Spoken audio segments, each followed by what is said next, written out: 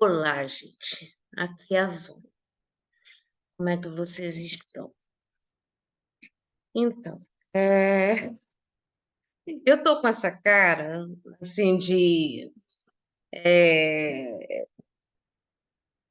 assim, de pessoa que está com muita paciência, né? Porque é o seguinte, já é a terceira vez que eu tento gravar esse vídeo, porque, assim, eu estou sendo sistematicamente interrompida por aqueles carros que ficam vendendo coisas na rua e ligam aquele alto-falante estouradaço, e eu fico com medo de que o negócio vaze no meio do vídeo, e aí eu tenho que interromper a gravação, aí eu não sei se, enfim, eu não quero nem saber se vaza ou não vaza. Não quero correr riscos, né? Então, a questão aqui é, é essa: nós estamos tendo que lidar com essa situação. Então, eu vou já avisando que eu não sei se isso vai acontecer de novo durante a leitura, mas se acontecer, ah, vamos tentar abstrair, porque senão eu não vou aguentar e não vou conseguir fazer esse negócio, tá? Hoje, finalmente, vamos ler pelo menos uma parte do livro O Caso Wagner, do Nietzsche.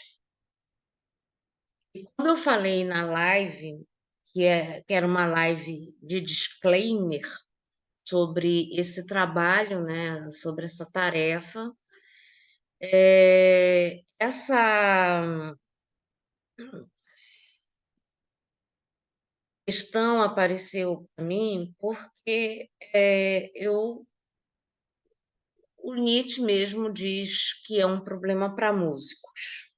Eu sou músico, então eu acho que eu tenho direito, tenho lugar de fala para falar a respeito desse livro e desse texto, né? Enfim, ele está dizendo que o problema é para músico, eu sou músico, então vamos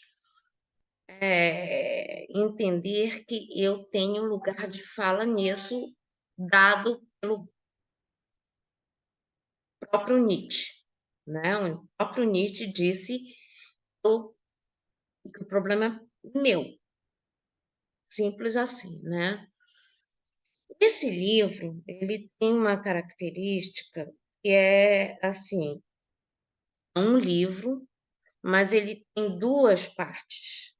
Um é o caso Wagner propriamente dito.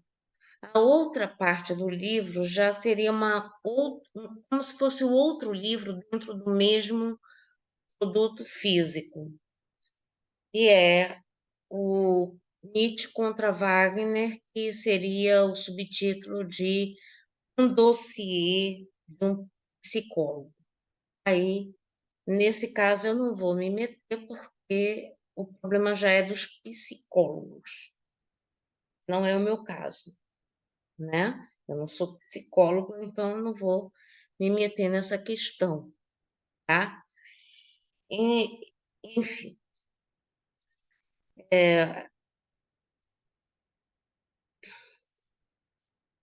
aí, agora, o que que nós vamos fazer? Vamos tentar compartilhar esse negócio, né? Vamos compartilhar essa bagaça e começar essa questão, né? Nós temos aqui o texto, compartilhei.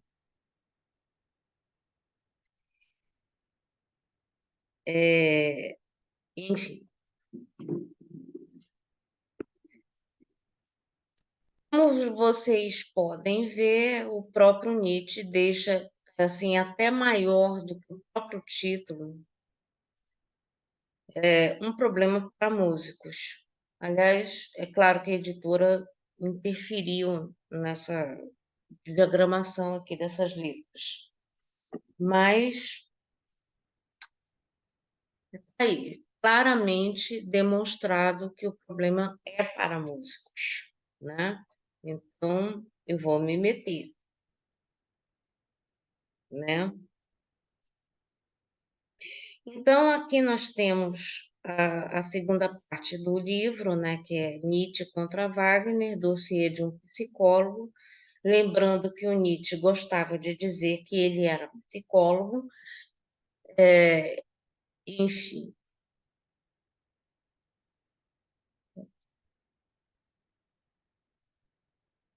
Aí nós temos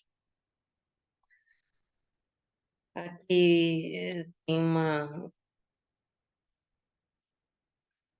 uma relação de livros do Nietzsche com coordenação do tradutor e publicados pela Companhia das Letras, né, que é a editora desse livro que a gente está usando, né, e, enfim, aqui a gente tem essa coleção aqui de livros, aí temos a, a capa aqui,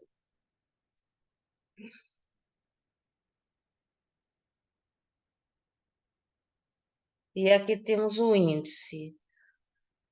Essa é a parte do caso Wagner.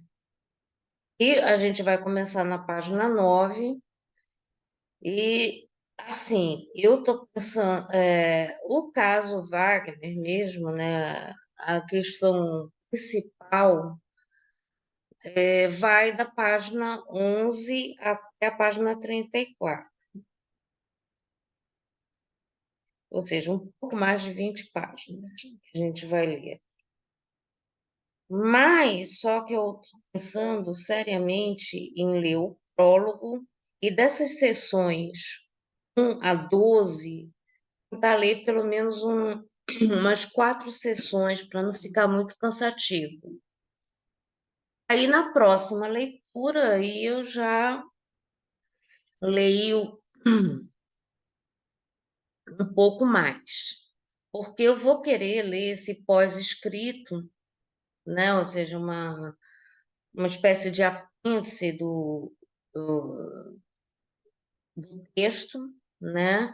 Um segundo pós-escrito, né? Vou ler eu não sei se eu vou ler esses dois juntos ou separado, e depois temos um epílogo. O epílogo vai da página 43 à página 49. Então, aqui eu estou mostrando essa disposição do índice, até para a gente ter uma noção, para não ficar assim, aquela coisa assim, será que já está terminando? Será que. Enfim.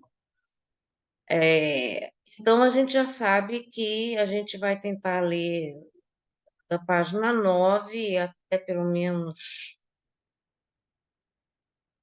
uma boa parte dessas sessões de 1 a 12, pelo menos 4 sessões. Essas sessões aqui, a gente vai ver depois que, na realidade, é uma carta aberta que Nietzsche escreveu quando estava morando em Turim, né? Como o texto que eu li anteontem mostra que o Crepúsculo dos Ídolos e esse livro, ele estava morando em Turim nessa época. Ele já estava fora da Alemanha, e aí a gente vai ver o que que aconteceu com ele, ele escrever isso aqui, né? Enfim, eu resolvi usar o Et Homo como uma introdução a esse caso, porque o próprio Nietzsche dá uma explicada ali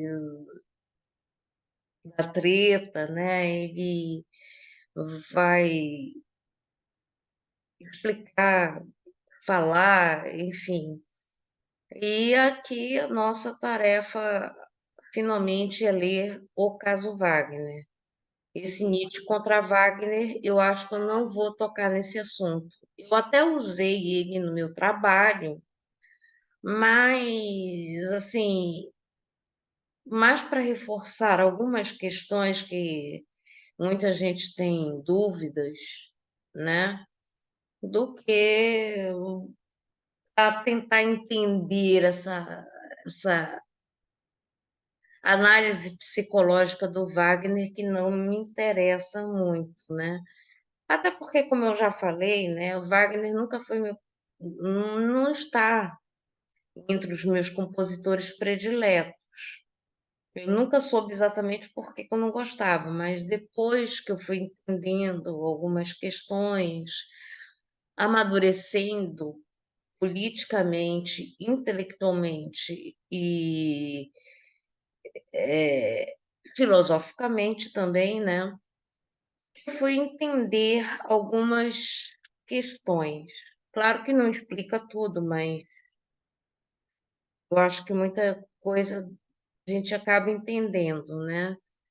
Então vamos tentar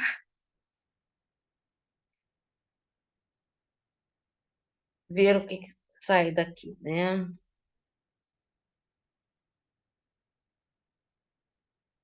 Aí você vê que na questão do Nietzsche contra Wagner, ele começa dizendo, ele faz um prólogo, ele vai dizendo que admiro, o que faço objeções, Wagner como um perigo, uma música sem futuro, nós, antípodas, o lugar de Wagner, Wagner como apóstolo da castidade, como me libertei de Wagner, o psicólogo uma palavra, aí temos um epílogo da pobreza do mais rico, notas e apêndice. Enfim, aí você é só para fazer uma demonstração das questões que o Wagner coloca, aliás, que o Nietzsche coloca a respeito de Wagner nesse, nessa segunda parte do livro, né? E, para quem tiver interessado, né? Ah, ainda tem uma outra parte aqui do, do livro, que na realidade já seria uma nota do tradutor também, né? É, enfim, porque o próprio tradutor, né, que fez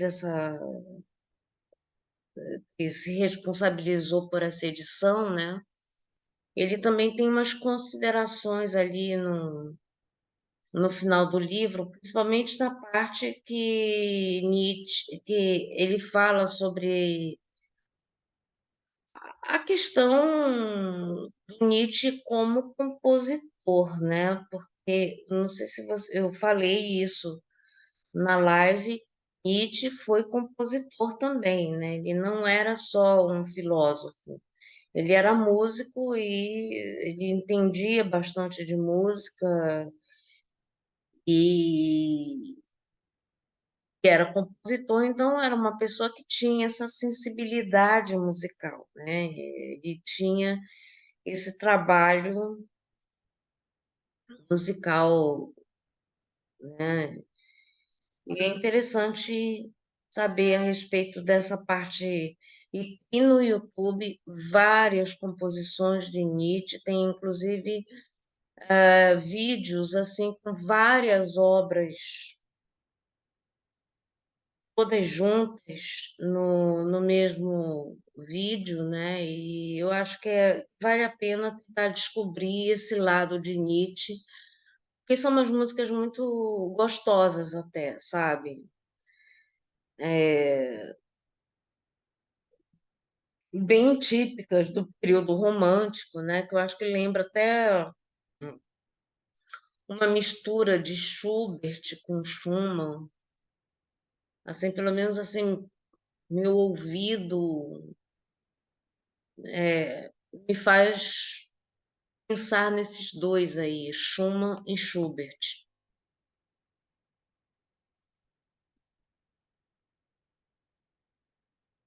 Aqui vamos nós.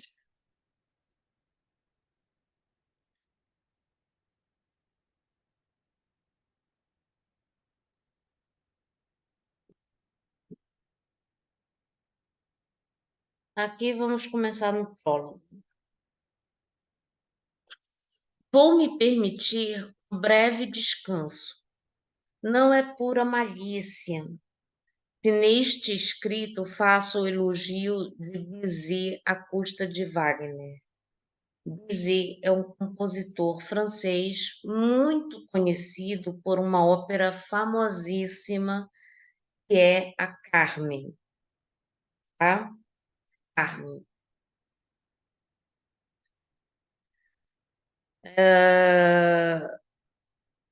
Então ele está mostrando que ele nesse momento está apreciando Bizet.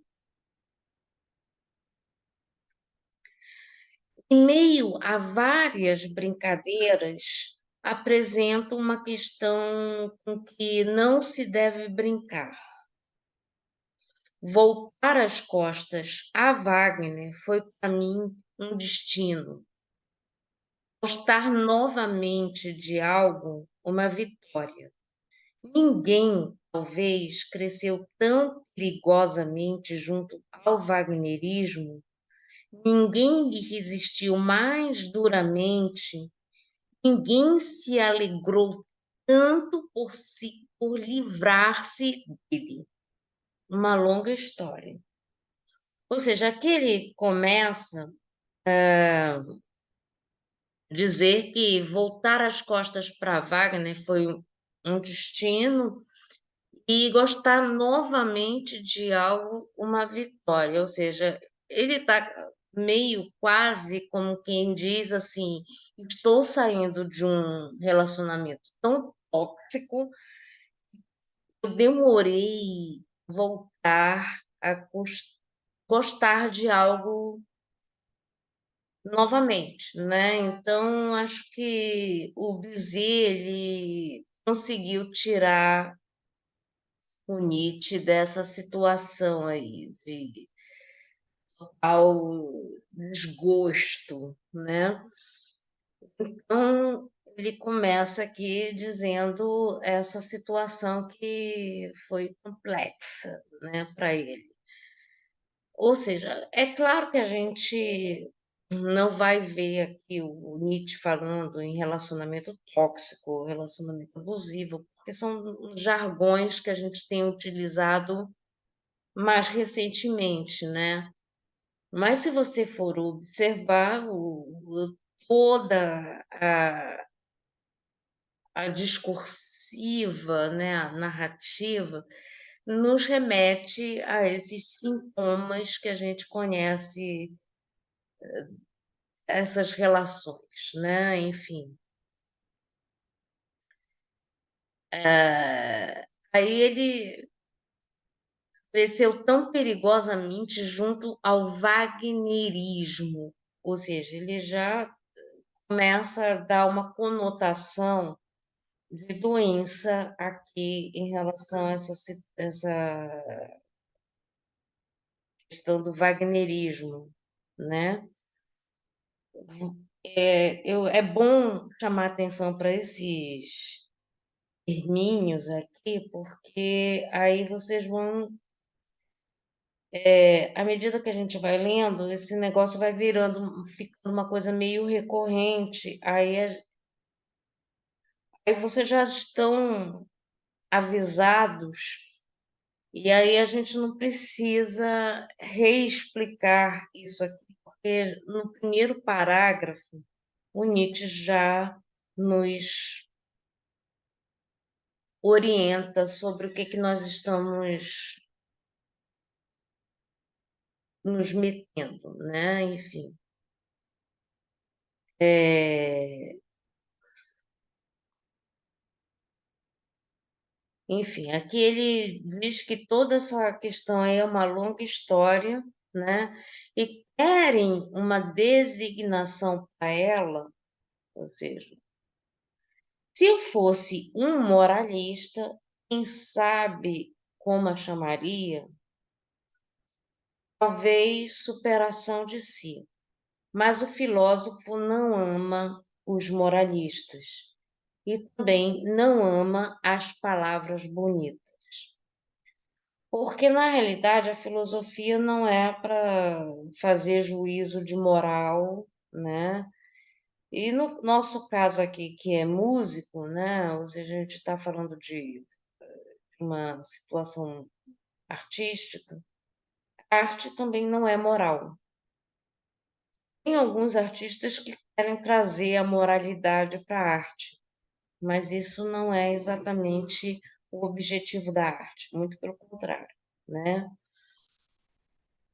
Então, e o Nietzsche, esse negócio de moralista, ele se definia claramente como imoralista, ou seja, é um filósofo que não trata da moral do jeito que a gente está acostumado a tratar a moral, né? Então, a questão da moralidade para ele é o de menos, né?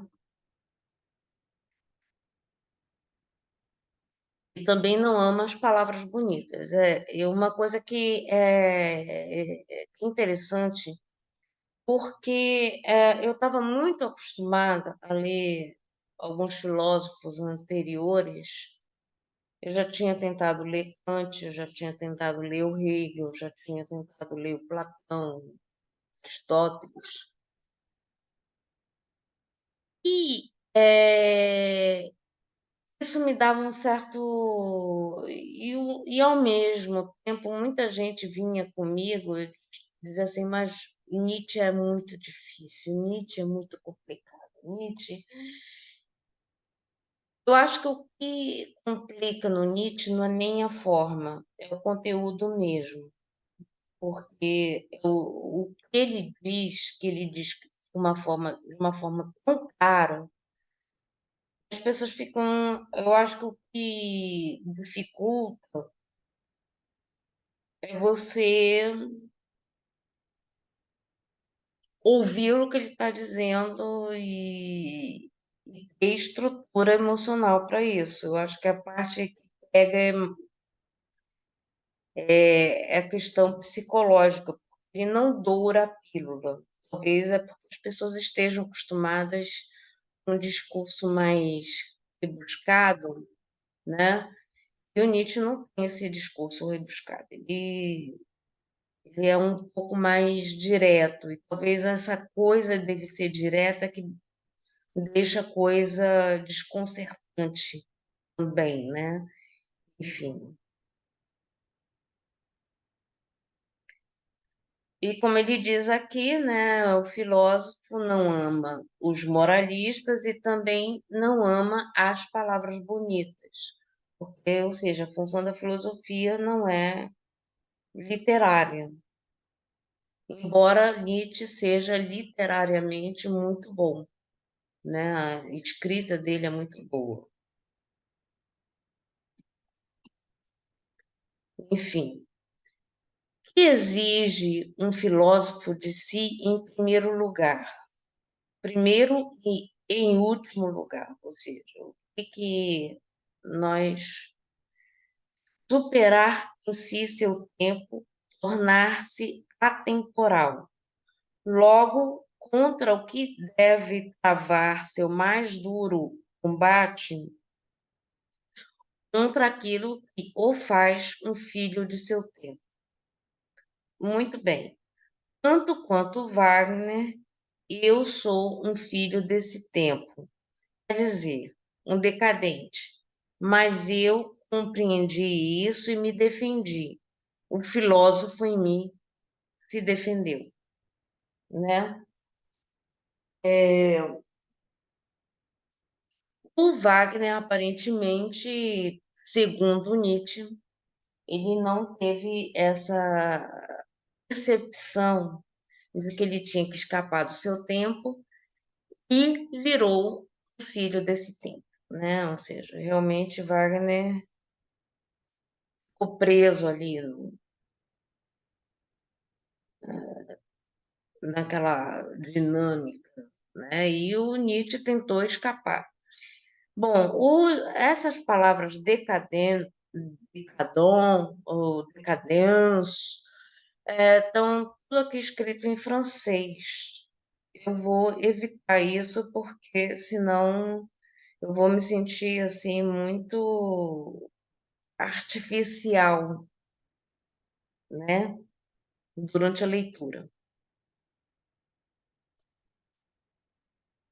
Então, aqui o Nietzsche disse que para você evitar que você seja um filósofo do seu tempo, preso ao tempo, enfim, é interessante que o filósofo lhe proteja disso, lhe advirta disso, para que você consiga transcender esse tempo, né? Enfim.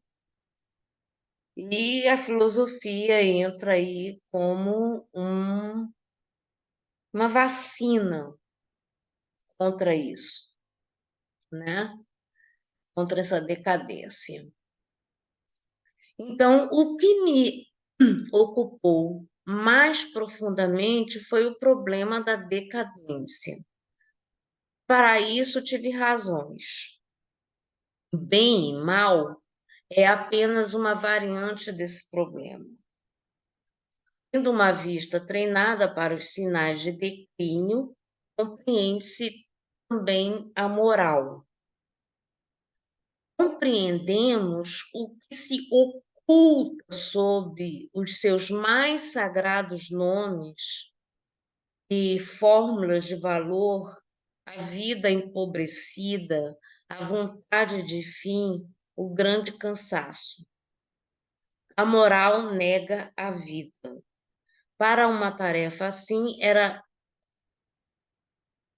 necessário uma disciplina própria, tomar partido contra tudo doente em mim, incluindo Wagner, incluindo Schopenhauer, incluindo os modernos sentimentos de humanidade, um profundo alinhamento, esfriamento, desalento face a tudo que é temporal e temporâneo, e, como desejo maior, o olhar de Zaratustra, um olho que vê toda a realidade, homem de uma tremenda distância, abaixo de si, para um tal objetivo, que sacrifício não seria adequado? Que superação de si, que negação de si, né? Aqui ele mostra uma coisa que é interessante para a gente entender, que quando Nietzsche vai falar de niilismo, ele acusa o idealismo e o cristianismo desse niilismo, uma vez que você só iria encontrar a verdade no mundo das ideias, e como você não sabe onde é que está esse mundo das ideias, ou seja, cadê essa coisa, você não está vivendo enquanto você não entender que você está aqui. Os seus olhos, ou seja, a valorização da vida começa com a valorização também dos sentidos, desse mundo que a gente percebe através dos sentidos, porque é aquilo que te faz ter certezas, é aquilo que faz você ter pelo menos um vislumbre de alguma coisa que para você parece real, né? A partir do momento que você começa a colocar as coisas assim numa perspectiva menos palpável, né, você acaba esquecendo que a vida é aqui e agora, né. Ou seja, em vez de você aproveitar o que você está fazendo neste momento, você fica projetando coisas para trás, ou então fica remoendo coisas do passado, enfim. Vamos tentar entender o que está acontecendo neste momento. É nesse sentido que Nietzsche critica essas coisas assim, tipo,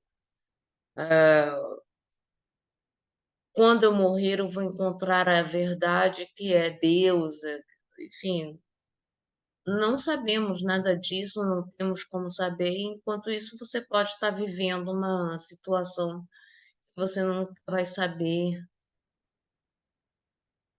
né, enfim. É esse tipo de coisa que Nietzsche criticava. Então, minha maior vivência foi uma cura. Wagner foi uma das minhas doenças. Guarde bem essa informação. Wagner foi uma das doenças de Nietzsche. Ele coloca Wagner como uma doença, tá? Enfim. Não que eu deseje me mostrar ingrato a essa doença. Se nestas páginas eu proclamo a tese de que Wagner é danoso, quero do mesmo modo proclamar a quem, não obstante, ele é indispensável ao filósofo. Outros poderão passar sem Wagner, mas o filósofo não pode ignorá-lo. Ele tem de ser a má consciência do seu tempo. Para isso, precisa ter a sua melhor ciência. Mas onde encontraria ele um guia mais experimentado no labirinto da alma moderna, o mais eloquente período da alma?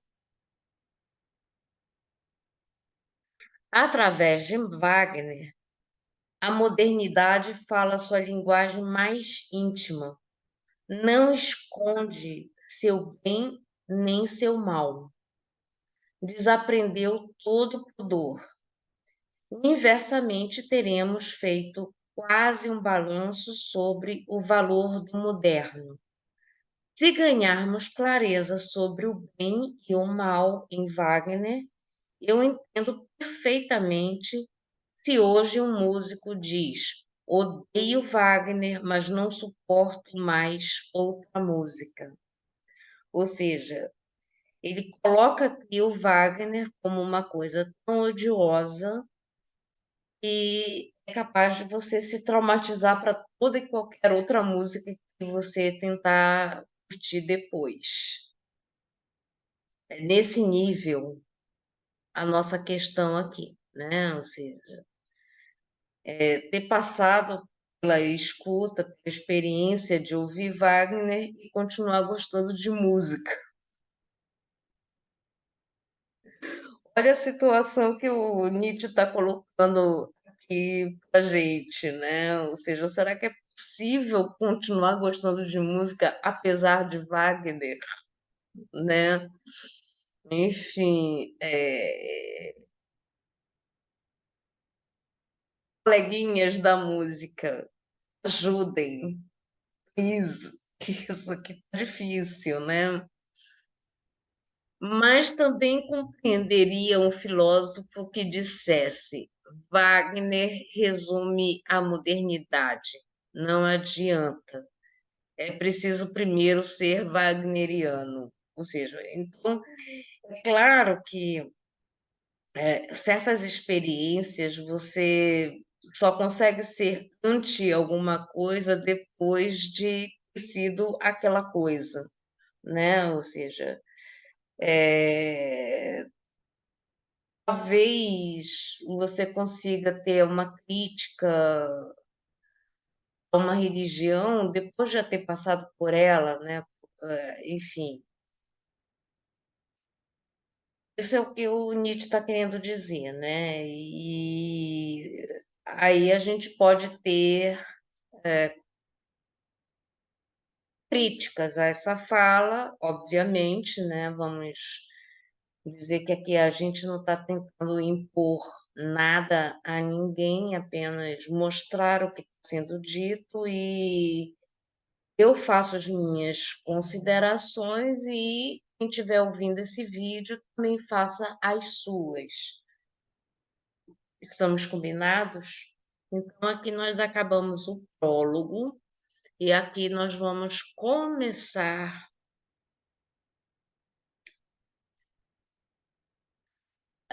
a leitura propriamente dita dessa carta de Turim de maio de 1888. Então, aqui a gente já sabe mais ou menos o período que isso aqui foi escrito. Aí ele começa com essa coisa, essa frase aqui, dendo dicere severo. Isso significa o seguinte, rindo dizer coisas sérias.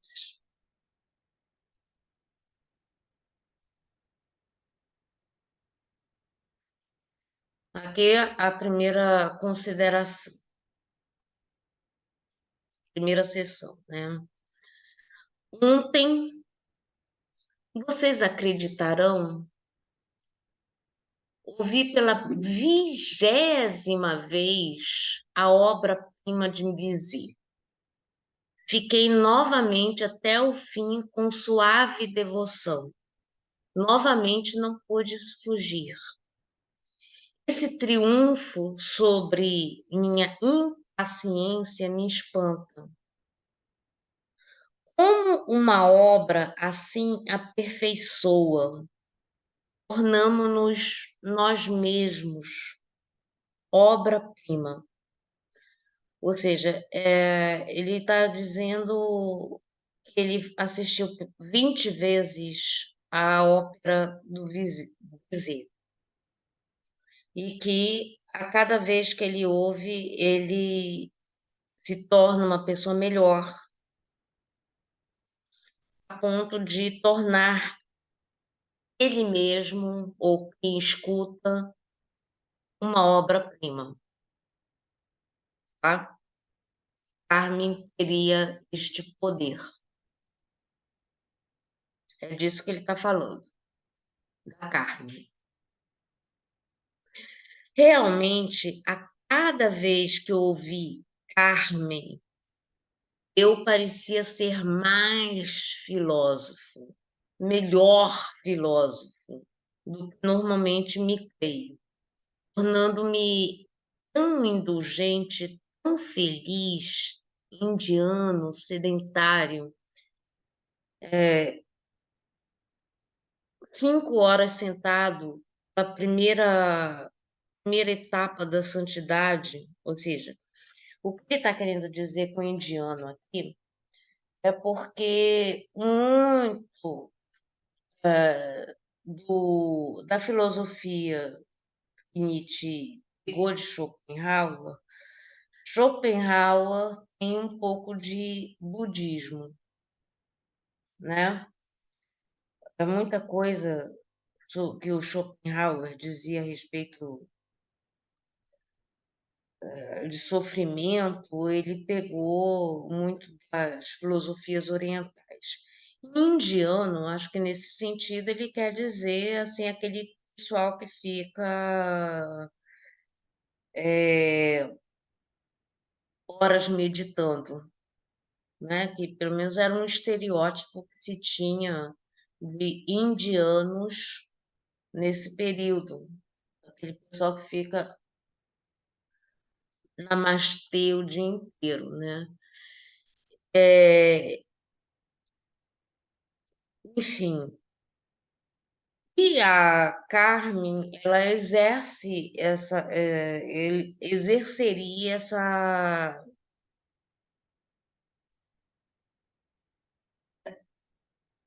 esse efeito, né?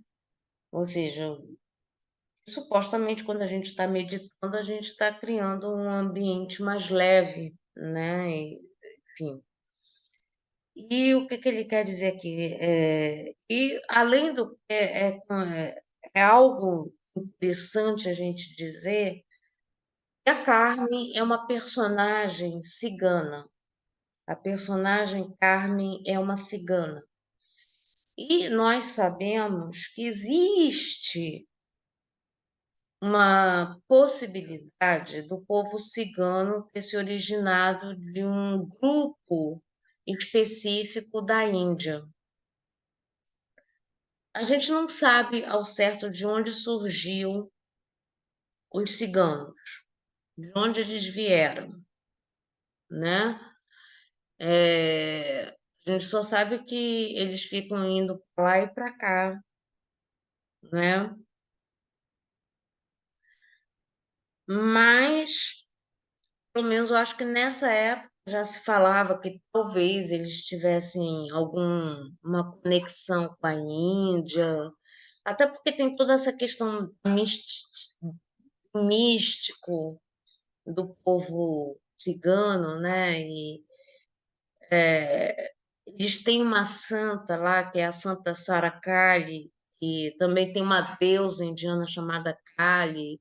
Enfim, tem toda uma coisa aqui que a gente pode é, estabelecer coincidências, né? E de repente, ao mesmo tempo, pode ser que o povo cigano não seja originário da Índia, mas ele foi para a Índia em algum momento e se apropriou de alguns elementos daquela cultura, já que eles também, pelo fato deles serem nômades, eles vão absorvendo coisas de várias culturas e fazendo um sincretismo ali e tal. E aí a gente não tem como ter certeza, mas é interessante ele ter usado justamente esse indiano se referindo a uma ópera que trata de uma cigana, né? Enfim, posso acrescentar que a orquestração de Bizet é quase a única que ainda suporto. Então ele já está mostrando que Bizet é o que está dando para aguentar aqui nessa história, né? Bizet.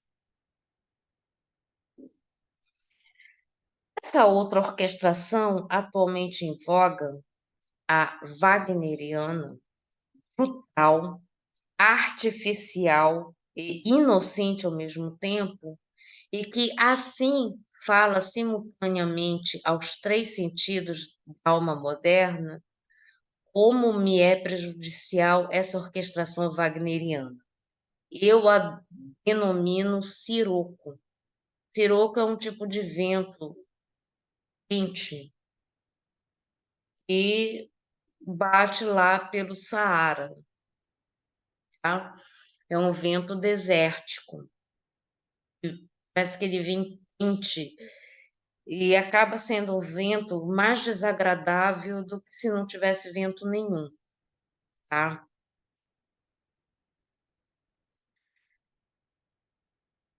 Um suor desagradável me cobre de repente. Olha aí, tem a ver com calor. O meu tempo bom vai embora, ou seja, quando ele ouve Wagner, coisa boa vai para o espaço, né? Então, esta música me parece perfeita. Aproxima-se leve, sutil, com polidez. É amável, não transpira. O que é bom é leve. tudo divino se move com os pés delicados. Primeira sentença da minha estética. Esta música é maliciosa, refinada, fatalista, no entanto, permanece popular. Ela tem o refinamento de uma raça, não de um indivíduo. É rica, é precisa, constrói, organiza. Conclui assim, é o contrário do pólipo na música, a melodia infinita. Bom, Wagner, eu acho que pretendia criar essa coisa da melodia infinita. E essa ópera, por exemplo, mais conhecida, O Anel dos Nibelungos, que é o que a gente chama de tetralogia do Anel, é uma ópera dividida em quatro partes, ou seja, é uma saga. Assim como nós temos os três volumes ah, do Senhor dos Anéis, nós temos os sete volumes do Harry Potter, nós temos os cinco do Percy Jackson, ah, os sei lá quantos ali de Nárnia, das Crônicas de Nárnia, nós temos as quatro partes, as quatro etapas do Anel dos Nibelungos, né? Nós temos quatro volumes, né? Enfim, é uma coisa que dura umas 24 horas, você não sai dali tão cedo. Se você quiser ouvir uma parte atrás da outra, você não vai sair dali hoje, né?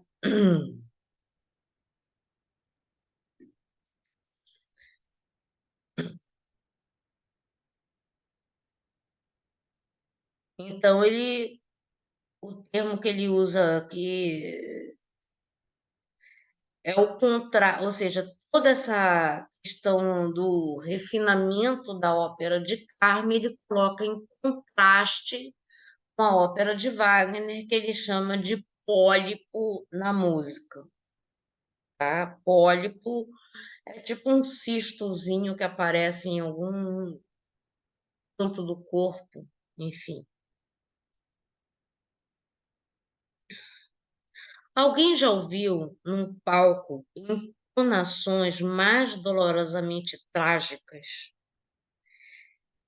E a maneira como são obtidas, sem caretas, sem falsificação, sem a mentira do grande estilo? Por fim, esta música trata o ouvinte como pessoa inteligente e até como músico. Ou seja, a música de Wagner, pelo que eu conheço, né, eu tenho que concordar com Nietzsche nessa história, né? Porque a música de Wagner é um tanto quanto cansativa, tirando uma ou outra música ali no meio desse bando de horas, que penetra mais, que é mais interessante, tem aquela coisa cansativa, pesada, não sei o quê, é bizarro o negócio. É, e ao mesmo tempo tudo parece assim muito forçado, né? Eu acho forçado. Essa é a parte que nessa questão eu estou colocando também a minha opinião aqui, né? Enfim, minha, como é que a minha sensibilidade lida com Wagner? Eu acho forçado.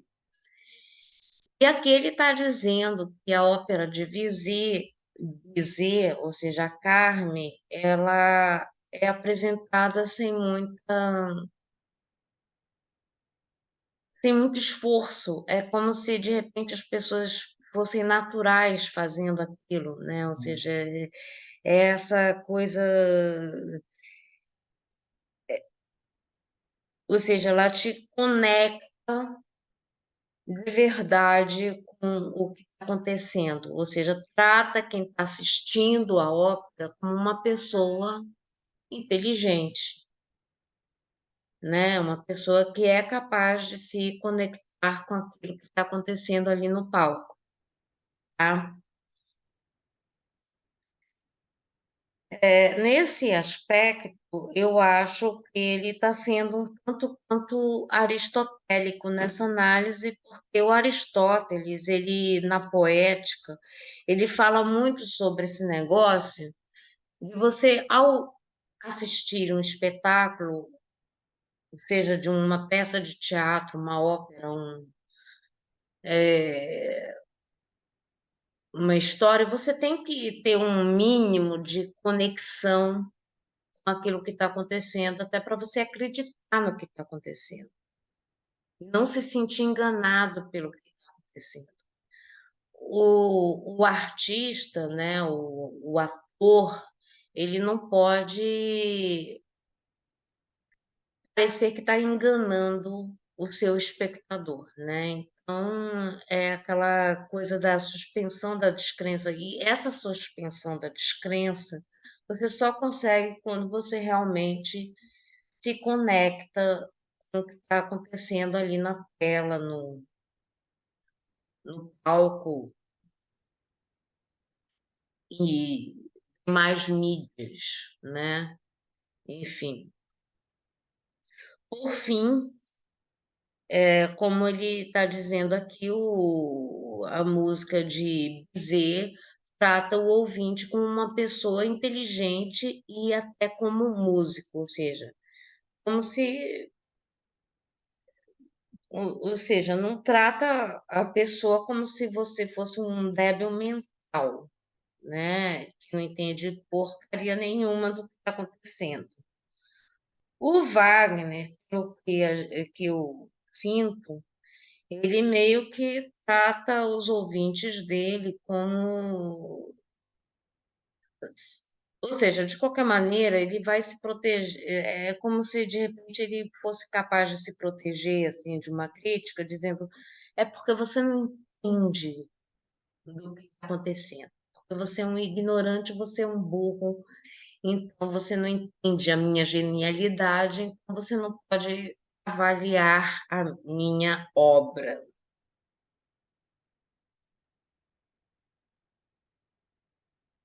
É basicamente isso que o Nietzsche também está querendo puxar com essa história de tratar a pessoa como inteligente, né? Porque também nada pior do que você tratar as pessoas como idiotas, né? Eu acho que pessoas que tratam as outras como idiotas são idiotas. Então, não é o meu caso aqui. Eu gosto de imaginar que as pessoas que me escutam tenham algum tipo de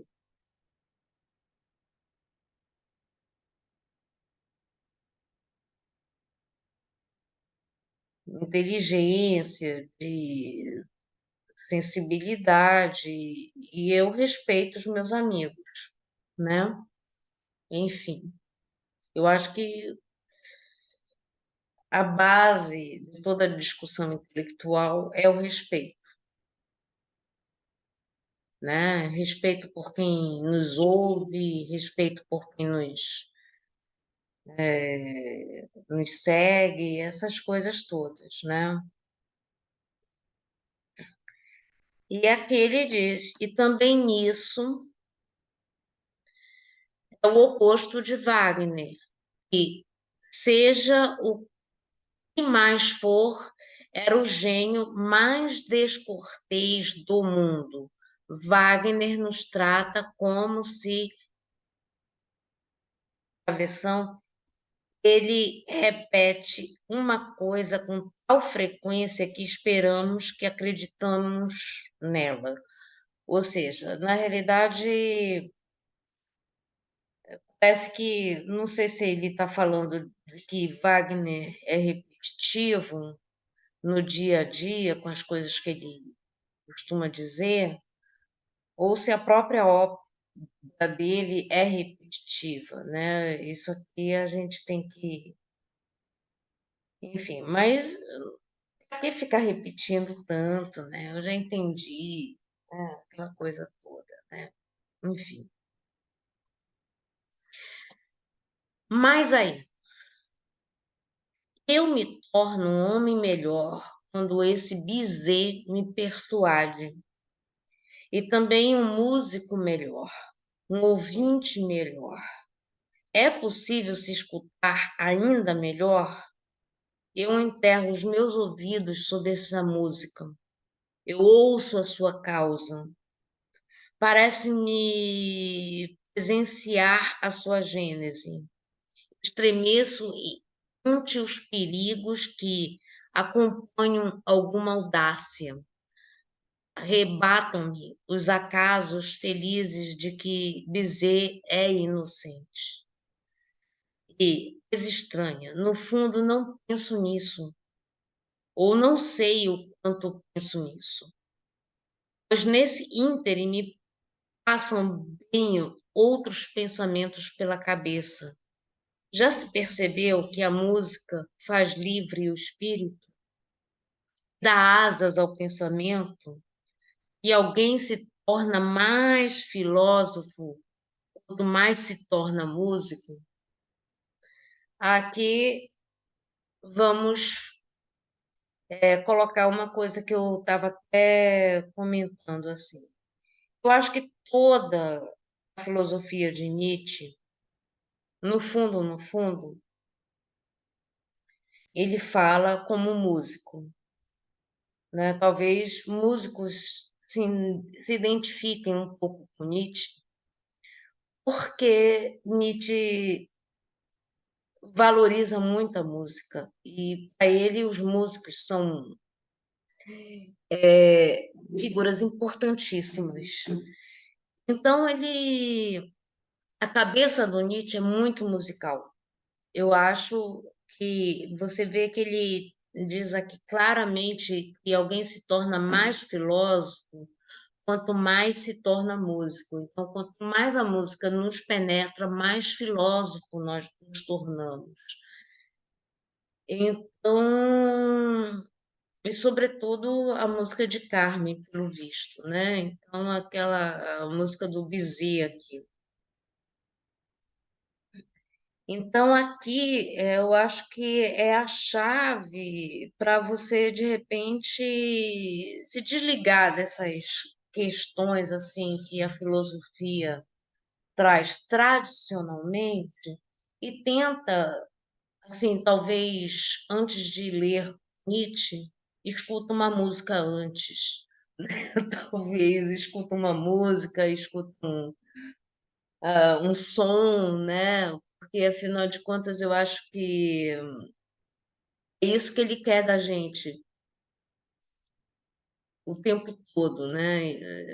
Enfim, talvez você consiga entender melhor depois que você escuta uma música, aí você tá no clima para ler, né? Tá no, na vibe. O céu cinzento da abstração, atravessado por coriscos, a luz forte o bastante para se verem as filigranas, os grandes problemas. Ixi,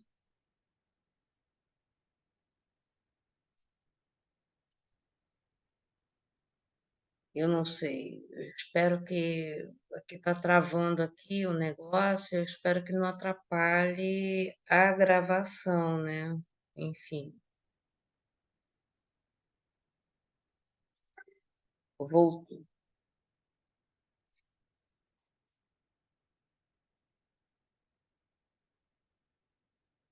O bastante para verem as filigranas.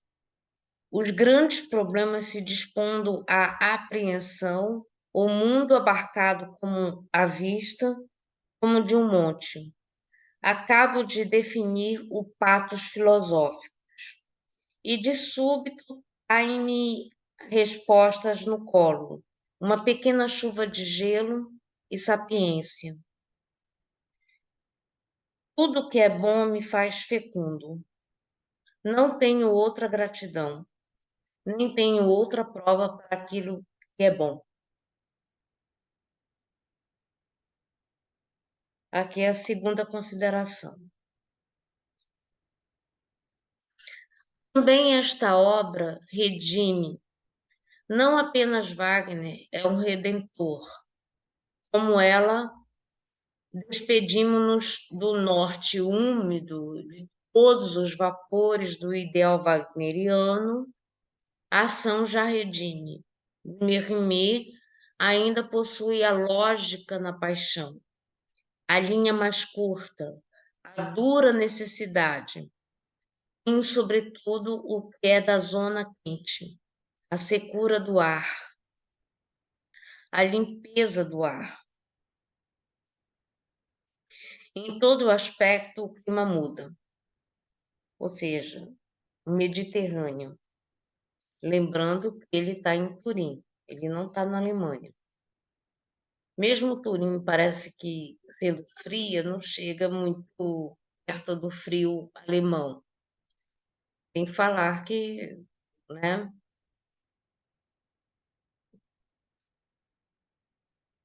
Aqui fala uma outra sensualidade, uma outra sensibilidade, uma outra serena alegria. Essa música é alegre, mas não de uma alegria francesa ou alemã. Sua alegria é africana. Ela tem a fatalidade sobre si. Sua felicidade é curta, repentina, sem perdão. Invejo Bizet por isso, por haver tido a coragem para esta sensibilidade que até agora não teve idioma na música cultivada na Europa. Esta sensibilidade mais meridional, mais morena, mais queimada, como nos fazem bem as tardes brônzeas da sua felicidade. Olhamos para fora ao ouvi-la e já vimos o mar tão liso. É como a dança moura nos fala de modo tranquilizador, como em sua lasciva melancolia, mesmo a nossa insaciabilidade aprende a satisfação. Ou seja, o que ele está querendo dizer aqui que assim os branquelos alemães não estão com nada, né? E o Bizet, apesar de ser francês, ele não é um francês comum, porque é um francês que entendeu a natureza de uma coisa que não é francesa. Ele soube traduzir uma linguagem mediterrânea, ele soube pegar essa coisa do povo árabe, dos mouros, dos ciganos, porque a Carmen, além de tudo, ainda tem personagens bem populares. Tem a mocinha que era uma moça da aldeia, né? Tem o toureiro, tem personagens que não são divindades, que não são nada daquilo que Wagner colocava nas óperas dele, tipo personagens nórdicos, mitos germânicos e etc, né? Então, Carmen é uma coisa, personagens povão. E o Bizet, apesar de francês, ele soube pegar esse povão, uma mistura de povos, como o povo espanhol, ou seja, você vai para Sevilha, você vê o povo espanhol ali todo mestiço, de árabe, mouro, África, cigano, a porra toda. E o Bizet soube pegar essa coisa toda e misturar e nos Carmen, né? E isso para Nietzsche era uma coisa assim altamente nova e que era muito superior a qualquer coisa germânica. Ou seja, o Nietzsche, assim, parece uma coisa que é interessante no Nietzsche, que é uma coisa que reforça a ideia de que Nietzsche odiaria o Adolf, né, o Adolfinho, é que Nietzsche era a criatura mais antinacionalista que eu já vi na vida, porque o quanto ele pode criticar os alemães e a Alemanha, esse nacionalismo, essa obra, assim, prova, né? Eu acho que ele preferia ser qualquer outro tipo. Eu acho que ele preferia ter nascido em qualquer outro lugar do mundo, menos na Alemanha. Enfim,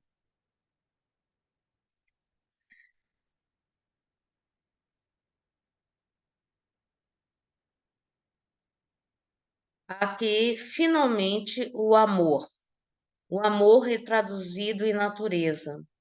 Não o amor de uma virgem sublime, nenhum sentimentalismo de santo, mas o amor como fado, como fatalidade, cínico, inocente, cruel. E precisamente nisso, natureza.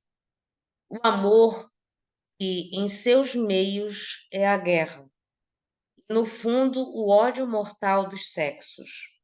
Não sei de caso em que a ironia trágica que constitui a essência do amor seja expressa de maneira tão rigorosa, numa fórmula tão terrível, como no último grito de Dom José, que conclui a obra. Sim, eu a matei, eu, minha adorada carne. Uma tal concepção do amor, a única digna de um filósofo, é rara. Ele distingue uma obra de arte entre mil, pois, na média, os artistas fazem como todos, ou mesmo pior, eles entendem mal o amor. Também Wagner o entendeu mal. Eles acreditam ser desinteressados do amor por querer o benefício de um outro ser, às vezes contra o benefício próprio, mas em troca desejam possuir o outro ser. Nisso, sem mesmo Deus, nem mesmo Deus é exceção. Ele está longe de pensar: que te interessa se te amo? Ele se torna terrível quando, quando o seu amor não é correspondido. L'amour, uma frase verdadeira entre os homens e os deuses. E tem uma frase em francês, mas está traduzida aqui em português. O amor é de todos os sentimentos o mais egoísta, em consequência, o menos generoso quando é ferido. Conhecemos essa história, né? Preciso explicar isso. Enfim. Consideração número 3. Já percebem como essa música me torna melhor? Aliás, ele já falou que Carmen melhorou ele como pessoa, né? Enfim. Já perceberam como essa música me torna melhor?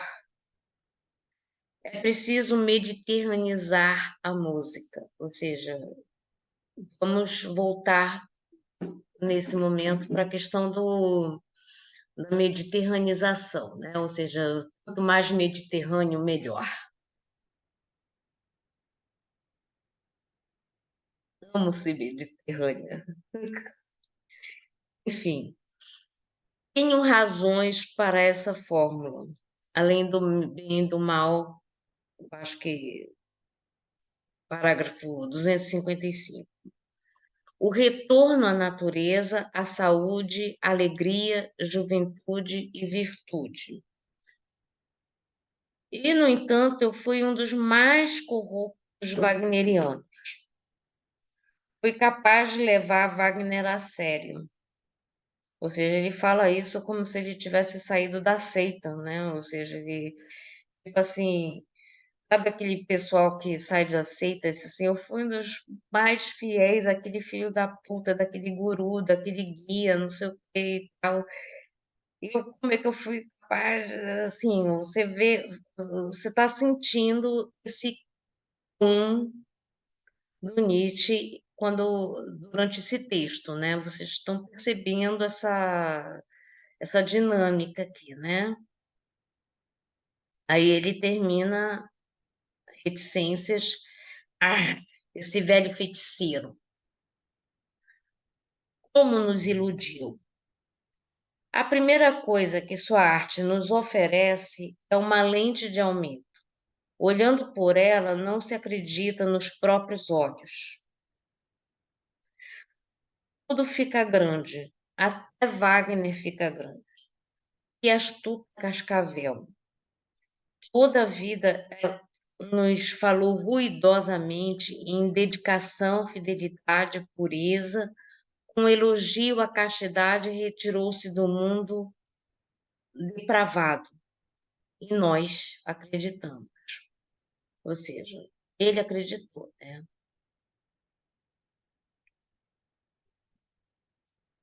Enfim. Mas vocês não me ouvem. Preferem o problema de Wagner ao de Bizet? Também eu não o subestimo. Ele tem o seu fascínio. O problema da redenção é, sem dúvida, um problema respeitável. Sobre nenhuma outra coisa Wagner refletiu tão profundamente.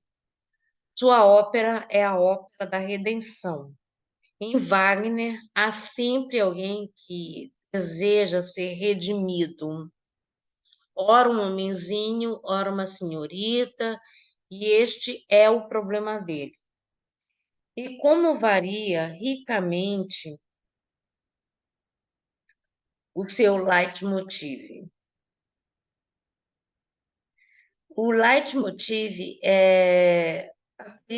assim, são tipo vinhetas que Wagner coloca entre um plano e outro da ópera, que é para dizer que tais personagens vão entrar no momento, né? Ou seja, é como se fosse um teminha micro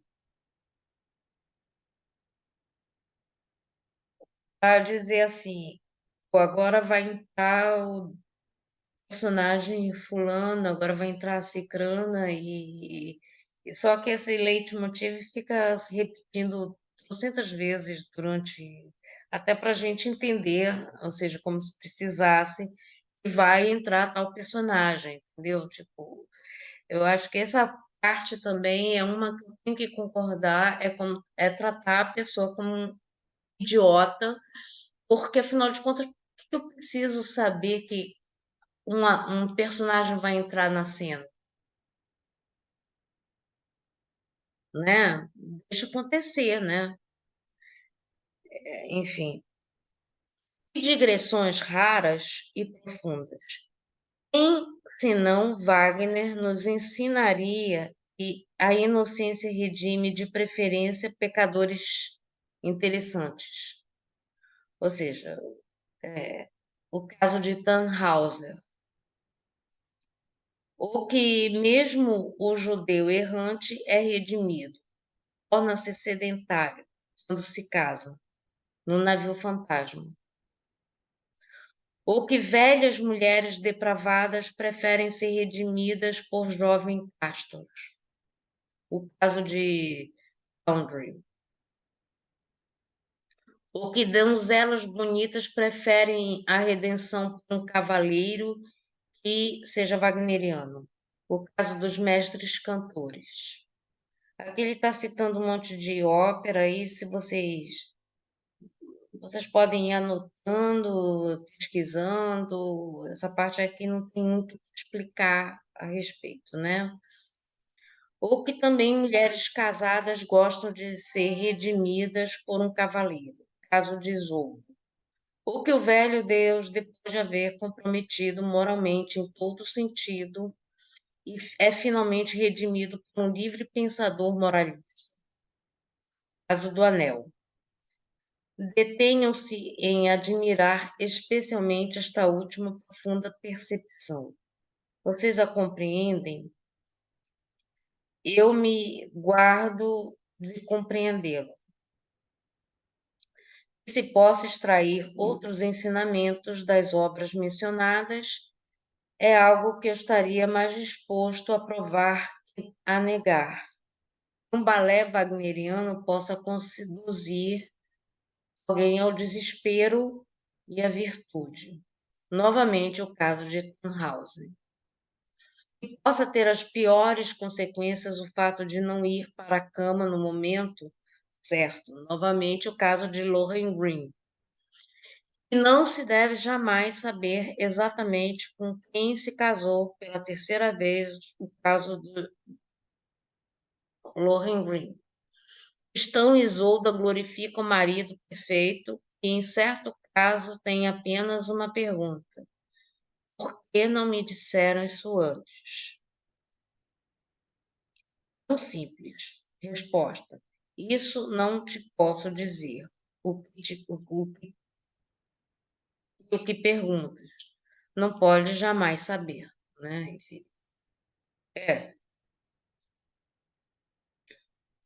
Lohengrin contém uma solene proscrição da busca e do questionamento.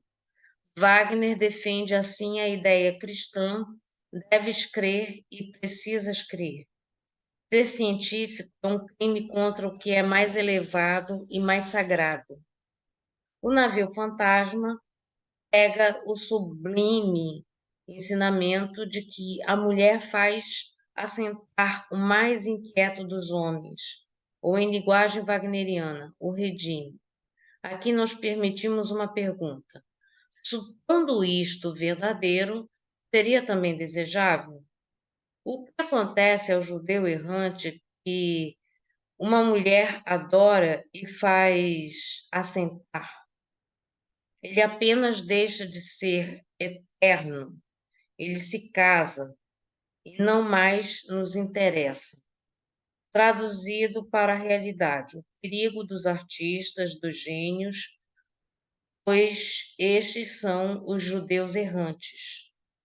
Está na mulher, as mulheres adoradoras são sua ruína.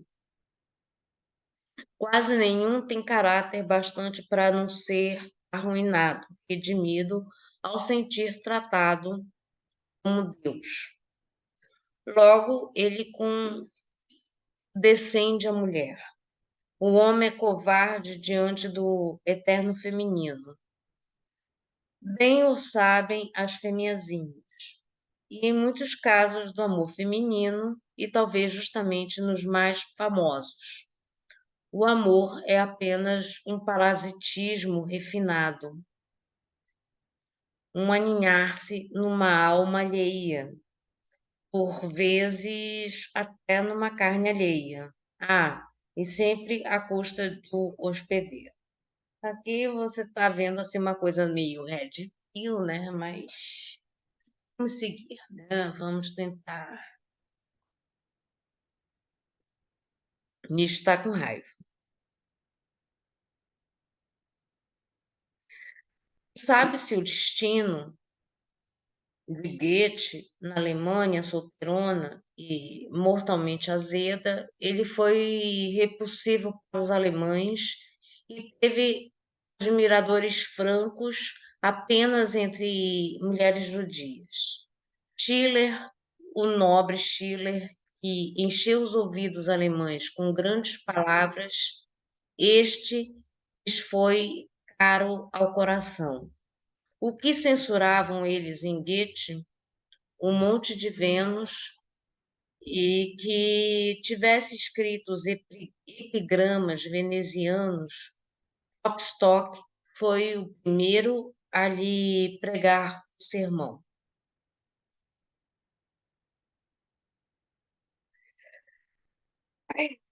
Eu estou ficando cansada. Eu acho que eu vou terminar nessa parte 3 aqui. Eu estava pensando em ir até a 4, mas eu acho que eu vou terminar essa parte 3, aí a gente descansa um pouquinho e retorna depois, tá? Então, houve um tempo em que Herder, ao falar de Goethe, usava de preferência a palavra Príapo. Mesmo Wilhelm Meister era tido apenas como um sintoma de declínio. Caía na mendicância moral. Nele, a menagerie coleção de animais mansos, a baixeza do herói enfurecia o Niebuhr, por exemplo, que afinal irrompe uma queixa de Beowulf, poderia cantar. Bitterolf. Nada pode causar impressão mais dolorosa do que um grande espírito que se despoja de suas asas e busca a virtuosidade em algo bastante inferior ao renunciar ao sublime. Mas, sobretudo, as virgens sublimes se indignaram. Cada pequenina corte, toda espécie de Waterburg na Alemanha fazia o sinal da cruz para Goethe, para o espírito impuro de Goethe. Essa é a história que Wagner pôs em música. Ele redime Goethe, não há dúvida, mas de maneira a, com argúcia, simultaneamente, tomar o partido das virgens sublimes. E Goethe é salvo. Uma oração o salva. Uma virgem sublime o atrai para cima. O que Goethe teria pensado de Wagner?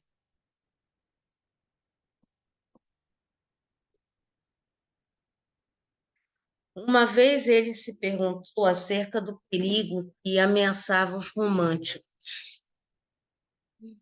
A fatalidade romântica, a sua resposta, sufocar com a ruminação de absurdos morais e religiosos. Numa palavra, Aspal, o filósofo junta um epílogo, santidade.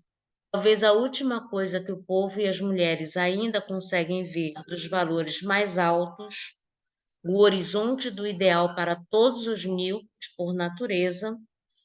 Para os filósofos, no entanto, uma simples recusa de compreensão como todo o horizonte, uma espécie de portão fechado, onde o seu mundo apenas começa. O seu perigo, seu ideal, sua aspiração, para dizê-lo de modo mais cortês. La philosophie ne suffit aucun nombre. E Louis Faux la Santier, né? Ou seja, a filosofia não basta para a multidão, ela necessita da santidade. Eu acho que acabamos por aqui. É isso. Deixa eu ver quantas páginas tem essa. Eu acho que dá. Não, eu acho que é melhor parar, porque senão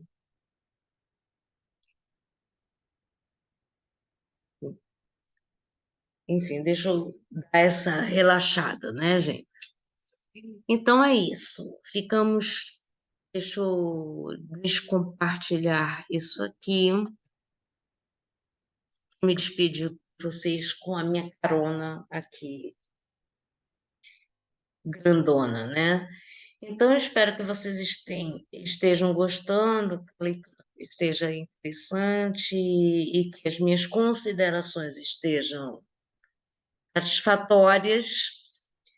E, enfim, pensem que eu não sou filósofo, eu sou músico, mas como diz o Nietzsche aí durante esse texto, esse é um texto para músicos, e que músicos, quanto mais músicos são, mais filósofos, não sei o quê, aquela coisa toda. Então, vocês entenderam por que que eu estou fazendo esse trabalho, né? Então, eu fico aqui neste vídeo, depois eu continuo esta leitura. Saudações anarquistas para todos e até mais. Obrigada.